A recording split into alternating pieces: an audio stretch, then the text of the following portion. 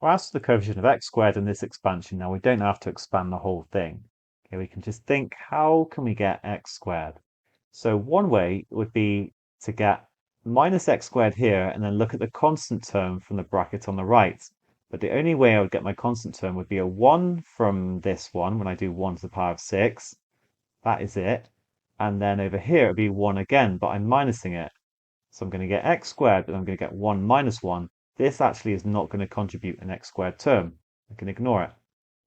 So my next line can be, okay, I only need to look at 4 times 1 plus 2x plus 3x squared, to the power of 6, minus 1 plus 4x cubed to the power of 5.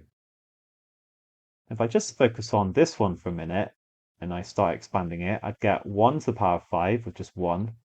And then my next term would be 5 times 1 to the power of 4 times 4x to the 3. And then my next term after that would be an x to the 6 term. So I miss out any x squared term.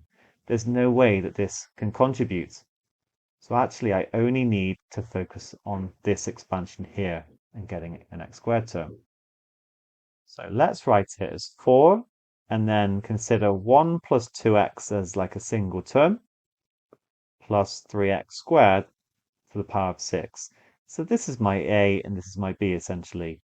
When I have a plus b to the 6, I'm going to get a to the 6 plus 6c1, which is actually 6, a to the 5b, and so on. So remember, I'm looking for these x squared terms. Well, I could potentially get one from 1 plus 2x to the power of 6, that a to the power of 6. I'm going to have to get it from that in a second. And then I could get another one from doing 6 times 1 plus 2x to the 5 times 3x squared. And actually that's it, because my next term, if I'm going up in powers here, would be 3x to the 4, and I'm always going to get something that's bigger than x squared. So this is what I need to focus on. And now I'm going to focus on these one at a time. So how am I going to get an x squared term from this? Well, I'm going to get my 1 to the power of 6. Oh, no, I know what it's going to be.